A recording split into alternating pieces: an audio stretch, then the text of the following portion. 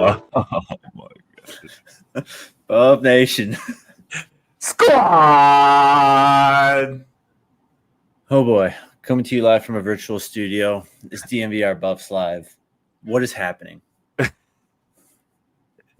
What up, Buff Nation? What up, squad? It's a new week. You feel me? It's Monday. It's a lot going on, man. And I'm excited to see my boy Jake, talk to my boy Jake, man.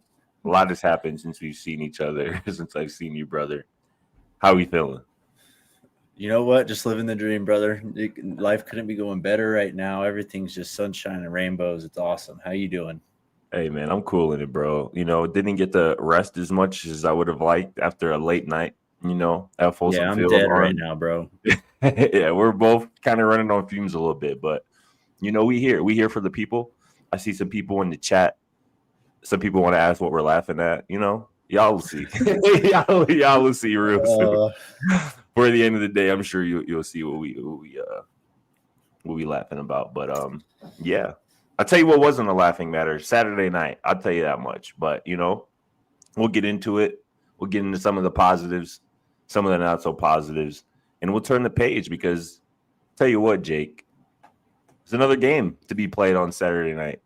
We're gonna be hitting the road this week, Wednesday, right? I think we hit the road. We hop on a flight for Texas again, Fort Worth, Texas. So I'm excited to get down there to watch what should be a good game, man. TCU's a good football team coming off a loss. Two teams coming off a loss, Colorado and TCU. So that should be fun. Yeah, we'll talk a little bit about their game on Friday night versus ASU here at the end. Let's change this up a bit. Let's start positive, then we'll just go into the negative. We got to ease into this one. I mean, geez, man, that sucks. That stings, man. What a loss. Yeah. I mean, just the shift after the first two drives. Here's what I'll say about Caden Salter, Pat Shurmur, and the Colorado offense real quick. Something's not working. I thought we were starting positive. But go ahead. Well, I thought you said we were starting positive, but go ahead. My fault. Go ahead. Do you want to start positive? I want you to keep saying what you were about to say. All right, change of plans. We're going back to negative. Here's what I'll say about Caden Salter and Pat Shurmur in this offense, man. Something's not working, and that's clear as day. And something's got to change at some point, right? Look, you're 2-3 in the conference. You're 0-2 in, or you're 2-3 overall, 0-2 in the conference. It's clear that you know, it's kind of at a do or die point. I mean, really, I felt like the season kind of ended effectively in some ways on Saturday night. Why you say that? I mean, you're sitting at 0-2 in the Big 12. I mean, to have a shot at making a Big 12 title game now, you got to win out, no questions asked. Like that's your buffer's gone immediately. Sure. And as we saw last year, I mean, the Buffs were 9-3 with 2 losses in the conference. That wasn't enough to get into the Big 12 title game. Even when, you know, you kind of did most everything right. I mean, obviously that Kansas loss. So I don't know, man. There's just a lot to when you look at the first 2 drives of that game and the difference between those 2 drives and the rest, it just doesn't make sense. It really doesn't. There's a mismarriage of like the scheme and the quarterback and the play caller going on right now. The first 2 drives, again, you're doing all these shifts, all these motions, and it just disappears completely. Like I understand there's like scripts, obviously. But when you put a play on a script, it doesn't mean that it lives and dies there. You can still call that play again. You know, it's possible to do that. And they don't do these things, bro. They're making Caden Salter do like this West Coast offense stuff. He's obviously missing open guys. Something's got to change. And look, Julian Lewis, it's going to happen sooner rather than later if this keeps on going on. Because what's the point? What's the point? You got to focus on the future at some point. So, yeah, I mean, obviously you go in there, you try and give TCU hell. This is a big game in terms of just what it means to the program to be walking back into that arena against that football team. And so I mean, yeah, go out there and give them hell, but some really, really tough decisions are going to have to start being made for things to, look better, feel better, have something to look forward to in the future. Yeah, man. I mean, I think at this point, changes obviously have to be made. And I don't know exactly what that looks like, whether that's personnel, whether that's coaching.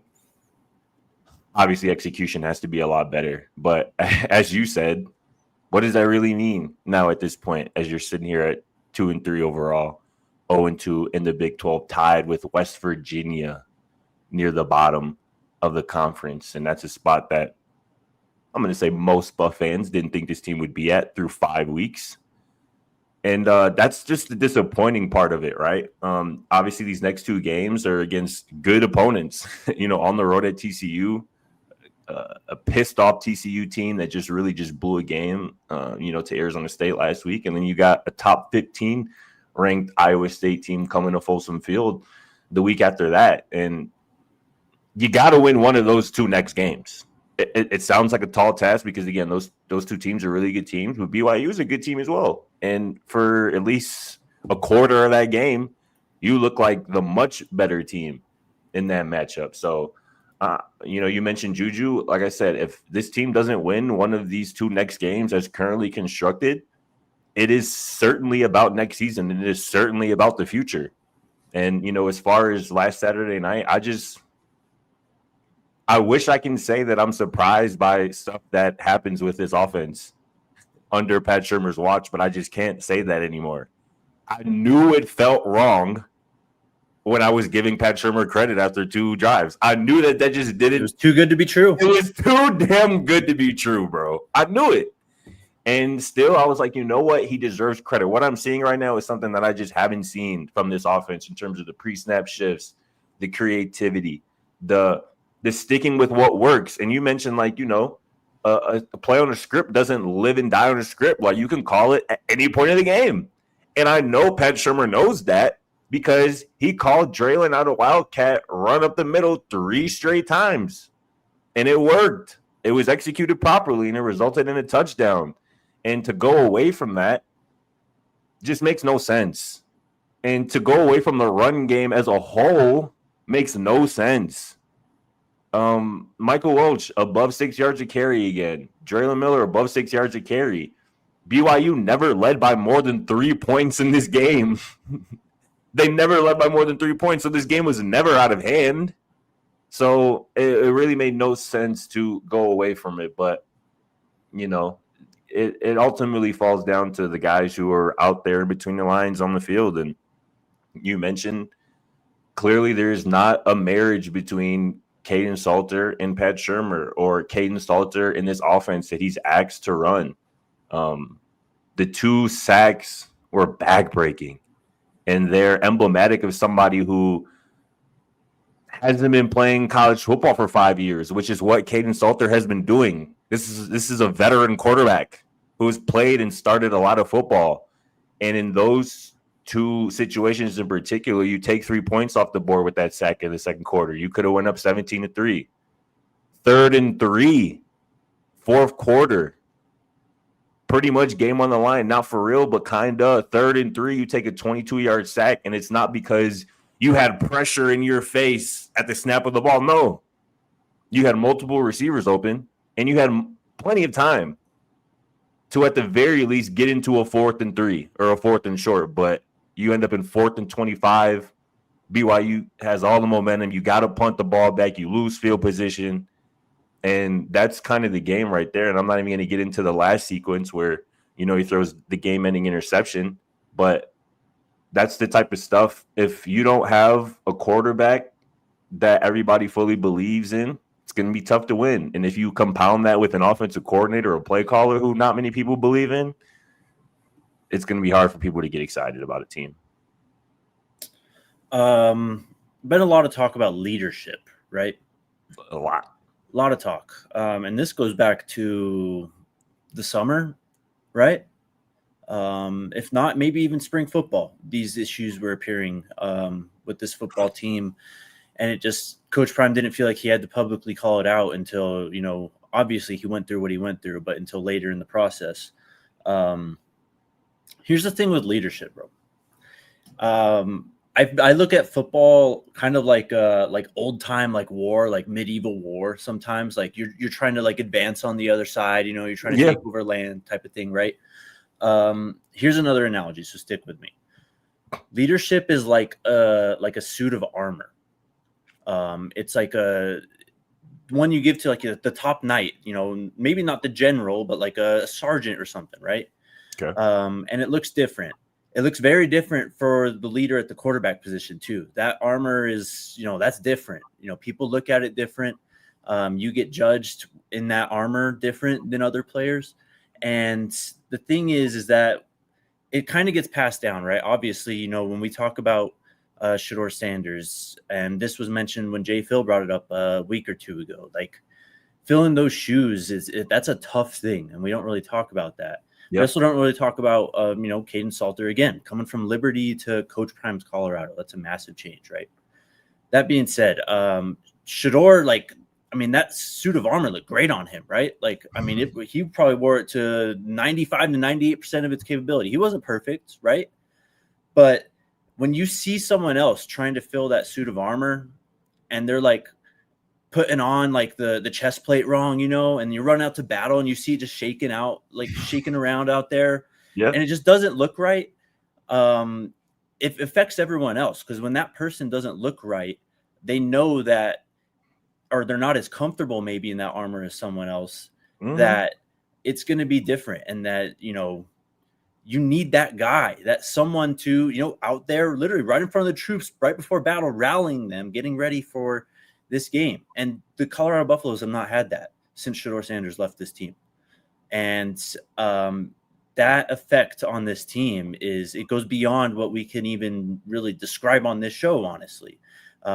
People forget real life goes on in the Champion Center, man. Like, that's real stuff right there. Like, when you're at home talking to your family, your kids, you know, your relationships, like, that's what goes on in the Champion Center. And these real life discussions are being had, and people aren't stepping up to the plate. And this is what it looks like when that suit of armor, when you walk out to battle and it doesn't fit the guy who's, you know, in it right. It just doesn't look right, and it's very obvious. I think that's well said, bro. I think that's a good analogy. And, you know, as we talk about, it's an old football adage, like, the best teams are the player-led teams. And for Coach Prime in week 5, week 4, whatever it is, to still be talking about leadership and imploring guys to step up as leaders, and for this team even to not exactly know who its leaders are through 5 weeks, is not only concerning, it's damning. Even Amari McNeil was up on the podium Tuesday and said that we're still kind of looking for that vocal leader up front on the defensive side of the ball, and he feels like that could be him. How is that not already figured out? And I'm not singling out Amari. I'm singling out the entire defense, the whole team when it comes to stuff like that. How is that not already figured out before you suit up in week 1? Like, and that's why I go back to the offense when we're talking about doesn't look like this is an offense fit for Caden. You had all offseason to tailor the offense to your quarterback. You had all offseason to do it. And the fact that it wasn't done just makes you question a lot of things, you know, with this team and with this program. But I don't know. I don't really know. There was a comment in the chat that I wanted to address, and I kind of can't find it now. But it's leadership is a real thing on this team, man. And like I said, it's not when Coach Prime says something repeatedly, it means it's important. At least it's important to him. So that is something that has been a consistent theme, a consistent issue with this team so far this year. And Ivan says yes, all of these questions should have been ironed out in July, Ivan. I completely agree with you. The fact that October is this week and we're talking about these type of things instead of, you know, what happens in between the lines on Saturday nights or on Friday nights is really discouraging. It's a 3-point game. It's a 3-point game, man. Yeah, it's 3-point game. Yeah. Okay. Positive stuff, because there's a lot of good that actually happened on the football field on Saturday. Yeah, I mean, Drelon Miller, man, was awesome, dude. And, you know, if you look and the real glass half full point of view for Saturday night was that maybe you just unlocked Drelon Miller in what he is supposed to be for the rest of his college football career. Mm-hmm. And that's a win in itself. If you find out that, you know what, he could be a receiver, but he's best at running back. He's best at being gadget, kind of gets used in a bad phrase, but you know, the Wildcat quarterback stuff really worked. Like him just being used as a traditional running back really worked. Like he needs the ball in his hands. And, you know, if he's, you know, maybe going through a rut where he's struggling with drops, hand him that thing. And he is still going to be just as effective because there's not one guy who's just going to tackle him. Dudes bounce off of him. You say it all the time, and we've seen it multiple times. Dudes just bounce off of him. He is a tough dude to tackle, and he just runs with a physicality that really this offense needs. This offensive line is really, really good. I was listening to the PFF guys do their review of the game, and one thing you can't point to the blame for this team is the offensive line. You just can't do it. Bro. They've been a good unit. They've been a solid unit all season long, protecting the passer, creating running lanes. This should be a running football team. And if Drelon Miller helps you do that, that's an awesome thing because he's just simply one of the most talented dudes on the roster. So the more times you can get him the ball in creative ways, the better. And we saw that. I mean, you know, what was it? 77 total yards, I believe, 79 total yards, 2 touchdowns on just 10 touches. Hopefully, and again, I don't have complete trust and faith in the Pat Shurmur to continue to dial this type of stuff up and get Drelon involved creatively. But if he does, it's going to be awesome for Drelon. So he was the big bright spot, obviously. 100%. That's almost a revelation. I mean, yeah. Geez, man, you've been dying for, you know, a running game and running backs to be productive the last 2 seasons. And then all of a sudden you've got like 5 guys now who can make an impact and who can rip off chunk gains and who are just good all around. I mean, you've got guys who can fill roles as receivers, as pass protectors, as pure runners. This should 100% be the strength of this team. They should run the ball 40, 45 plus times on Saturday.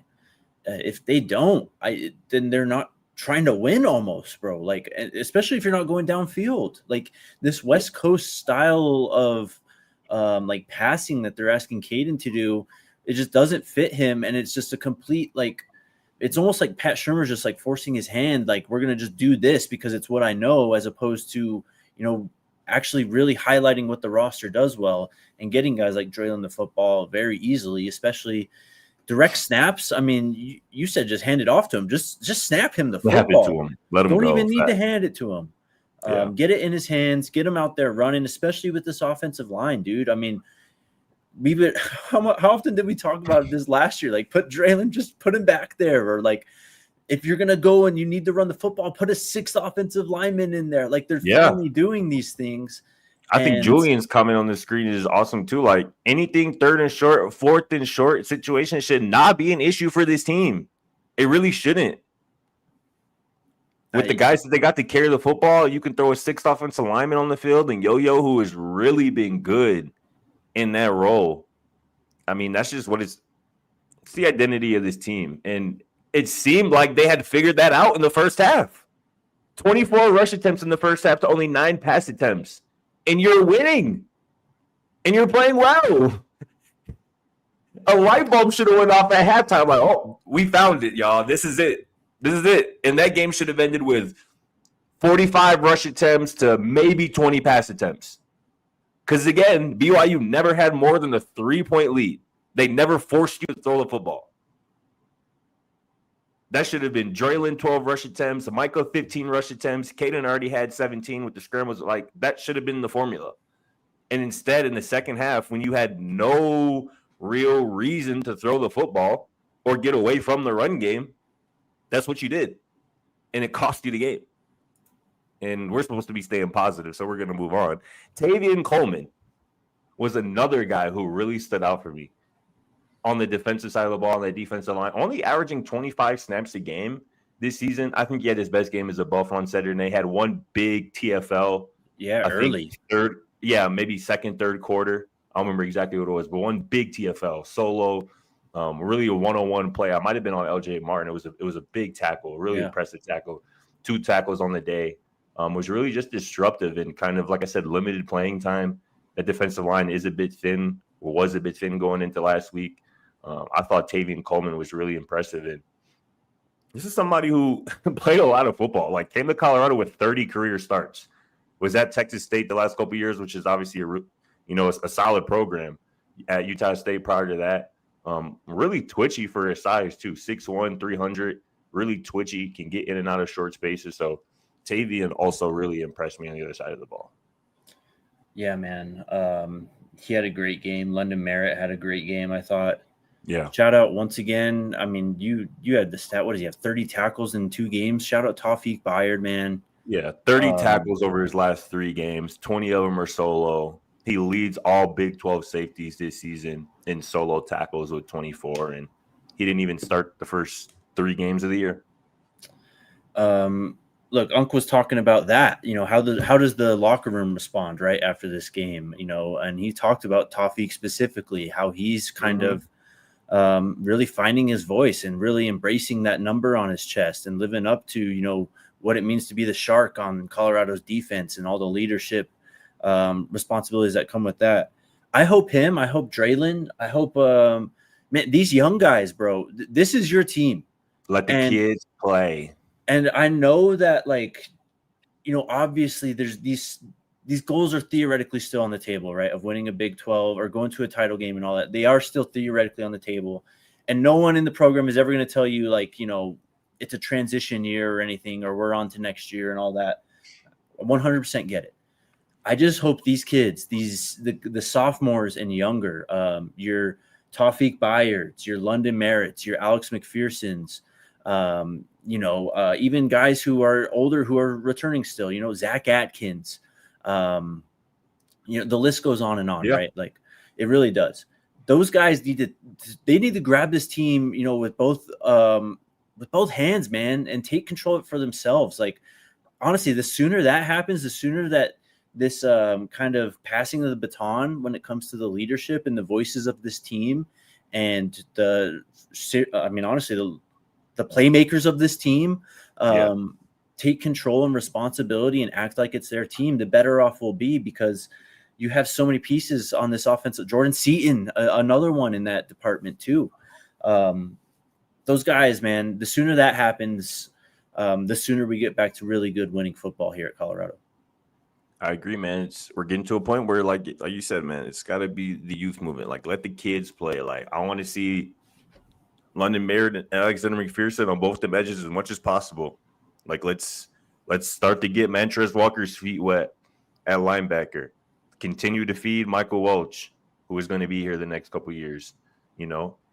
Zach Atkins has another year left as well. Like, those are the type of guys that you got to start featuring, and those are the type of guys who have to, if they're not already, start stepping up as leaders in the locker room, at practice, in the meeting rooms, because it's their time, and they might not look at it right now. They might look at it as like, we're still in this season. It's still entering week 6, and there's still some things to potentially play for. But the quicker, I don't want to say that, but it's going to get to a point, and it might be this weekend. It might be next weekend that all eyes and attention shift to 2026. I mean, it's clear they have the talent, man. And, this is just how it works in these situations, especially when you have the talent. You kind of got to get used to it a little bit, right? And then once you're comfortable with doing that, what you're capable of doing on the football field on a regular basis, then you kind of, as we're seeing with Tawfiq right now, you get more comfortable, speaking up in front of the team, saying what needs to be said. And the sooner that happens, the better too, because, I think, again, not to harp on this stuff, but leadership and accountability, man, there's a reason Coach Prime's been talking about it all year. To go back to this offensive line, though, dude, sheesh. The sacks, again, I don't think they truly gave up a sack. Were they credited with the sack on PFF? The pass blocking grades are phenomenal. Again, you had 4 offensive linemen, 80 plus. That is winning football. You were running the ball at will. I really think they punched him in the mouth early in this game. I don't think BYU expected that when they were coming out that first drive, and it's just Micah, Caden, Drelon, just boom, boom, boom, boom. Bro, this is the other really frustrating part when you're talking about that. So Bear Bachmeier and Isaiah Glasker, so BYU starting quarterback and linebacker, after the game told BYU's radio crew that Colorado came out doing things they had not done all season, stuff that was not on film at all. And you saw it. BYU was flustered in that first quarter. They were on their heels all the way. And you know what they did? They did what good teams do, what good coaching staffs do. They adjusted. And when they adjusted, Colorado had no answer. They had no response. They had no retort once they threw their first two punches of the game. And that is such an indictment, again, on this coaching staff. You know, on one hand, they came out with a good plan. They came out with something that BYU wasn't prepared for, but you as a Colorado coaching staff weren't prepared to adjust off of that with a counter. And that, again, is one of the big reasons why this game ended the way it did, is because, again, BYU was caught off guard. But they're like, all right, we see it now. This is how we're going to adjust.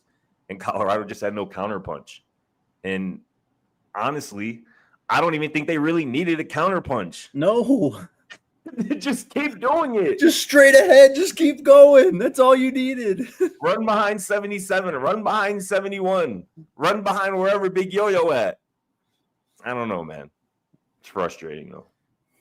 It is frustrating. And look, I know we're supposed to be talking about the positives right now, but I was thinking about this shit going to bed, you know, in the wee hours of the morning on Sunday morning after this game, right? And it's just tough. Like, you can't do another week of trying to, like, you know, all right, well, if they do this, you know, if they cash in on this, like, it's kind of just that they are what they are at this point. And there's a refusal to step up in terms of leadership. There's a refusal to adapt, I think, from the coaching staff standpoint. And there's a lot of pride involved, I think, when it comes to, you know, some coaches, the quarterback. There's a lot going on with this, and it's just hard to, you know, try and, for lack of a better term, sell that it's going to look different anymore at this point. It really is. Like, that's just what I was thinking about going to bed that night. Like, I can't even get myself, like, I'm exhausting myself thinking about that, trying to gear up and get ready to talk about this offense again. So, yeah, we can kind of leave the BYU game at that.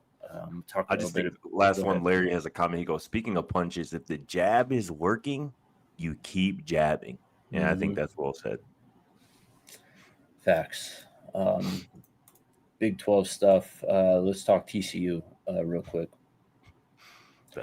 They obviously played Friday night.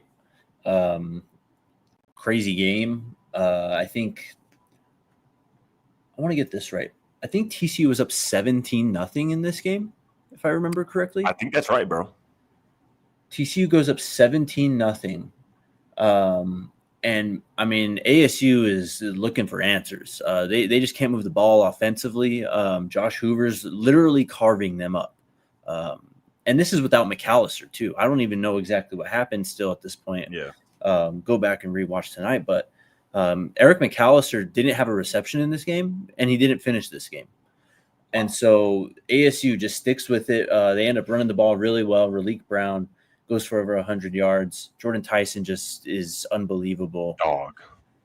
But on the TCU side of things, that was rough, man. I mean, Hoover just completely fell apart. Both those interceptions were bad. He just looked lost. Like, he had no confidence in this offense especially without McAllister out there. But ASU was getting to him after a bit, man. 6 sacks ASU had on TCU, including a strip sack as well. 13 tackles for a loss that ASU had on TCU. I mean, they had them in hell, and it was just a complete collapse by Josh Hoover. It was brutal to see, but I mean, look, the fact of the matter is that's the quarterback that you're going up against. I mean, his confidence got to be low. His best receiver is going to be on the injury report probably this whole week. We'll find out if he plays at all, but I guess that's a positive. Look, you're going to walk into playing a wounded TCU team, wounded in terms of, you know, physically and also kind of mentally as well. For sure. I mean, that's crazy, right? I mean, Colorado just blew a 14-0 lead. TCU blows a 17-0 lead, and then you meet the next week. Like, that's, I thought Colorado should have been and played really desperate this past week. I don't know how that doesn't get ratcheted up even more this week. And I know TCU is going to be playing like a desperate team as well. That was only their first loss of the season. They still probably feel like everything is still ahead of them, in front of them. And they're at home, and I'm sure they still got the 2023 season opener still on their minds as well for coaches and players who are still around from that game, from that team as well. So, yeah, man, y'all know how I feel about Josh Hoover. I still think he's one of the best quarterbacks in this conference in college football. He certainly didn't look like that after the first quarter against Arizona State. But you mentioned it, without McAllister, that clearly changed things. He got rattled. 2 interceptions to no touchdowns is never ideal, even also against lost a fumble. Defense. Yeah, for sure. I mean, 3 turnovers. I mean, that's how you lose a game right there, especially when it's only a 3-point game. But yeah, this is a big challenge for this Colorado secondary because, as we know, as we talked about after the game on Friday, Colorado's cornerbacks have not been great this year. And I think that's being a bit nice. They haven't really been good. Being very nice, bro. Yeah. They've sucked.